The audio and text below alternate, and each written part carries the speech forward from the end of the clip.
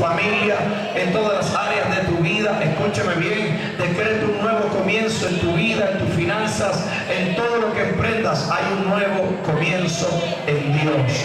No importa cuántas veces hayas fracasado, no importa cuántas veces lo hayas intentado, pero vuelve a intentarlo, porque ahora Dios está de tu lado y Él te va a dar la victoria y Él te va. ¿Cuántos dan gloria a Dios en esta noche, en este día? ¿Cuántos dan gloria a Dios? Amén. Gloria al Señor.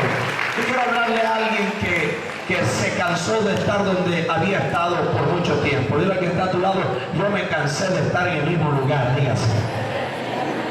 Dígale, hoy voy a prender el carro que he tenido estacionado por muchos años. Dígase. Se va a acabar todo estancamiento en mi vida, todo estancamiento emocional, todo estancamiento físico de enfermedad, dígalo. Todo estancamiento financiero se acaba, todo estancamiento dentro de mi casa estaba estancada, pero desde hoy voy a ser removida, voy a ser removido. Mis finanzas, mi negocio, mi trabajo, todo, Dios lo va a remover por su mano.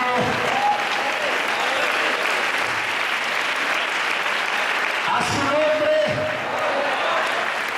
Amén, gloria al Señor. Aleluya. Este pasaje nos habla, primeramente, cuando leemos el libro de Ruth, para mí es una de las historias de la compañía de Dios, bendito el nombre del Señor. En gente que de pronto un día fracasó, pero que creyeron en Dios y volvieron y se levantaron. Volvieron y se levantaron.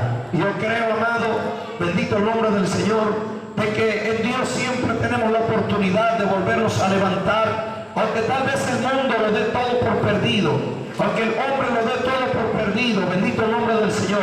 En Dios siempre lo que ha caído, Él lo vuelve a levantar. Lo que ha muerto, Él le da vida. Escúcheme bien, lo que ha sido estéril, Él, aleluya, lo convierte fructífero. ¿Sabe por qué? La Biblia dice que Dios llama las cosas que no son como si fueran. Y donde Dios ve muerte, donde el hombre ve muerte, Dios ve la vida. Donde